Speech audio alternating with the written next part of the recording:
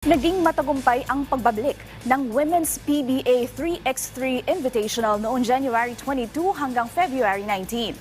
Ano naman kaya ang naging assessment ni Samahang Basketball ng Pilipinas Executive Director Erica D? Alamin natin sa ulat ni Daryl Oclares. Makalipas ang 7 taon, muling ibinalik ng Philippine Basketball Association ang Women's PBA 3x3 Invitational Tournament na opisyal na inilunsad nito lamang Enero.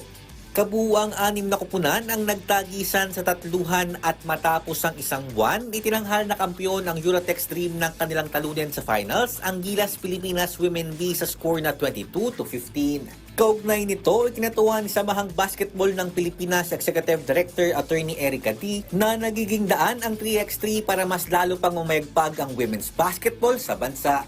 Malaking bagay, lalo na sa 3x3 natin kasi sa women's, parang ang mga 5-on-5 players natin, sila rin yung naglalaro sa 3x3. Hindi siya katulad ng sa men's natin na may mga nagsispecialize na sa 3x3 dahil marami ang player natin sa men's basketball.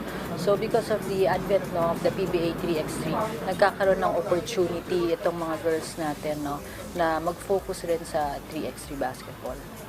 Bukod sa WPBA 3x3, hangad din ni D na magkaroon ng 5x5 tournament para sa mga kababaihan.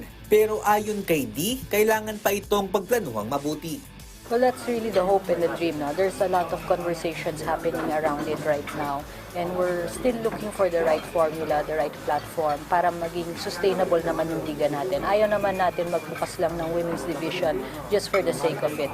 When we do one, we want to do it right. So it takes time in the planning stages. Simula pa lamang ang WPBA 3x3 sa layong mas paangatin pa ang Philippine Women's Basketball hindi lamang dito sa bansa kundi maging sa international stage. Daryl Oclares para sa Pambansang TV sa Bagong Pilipinas.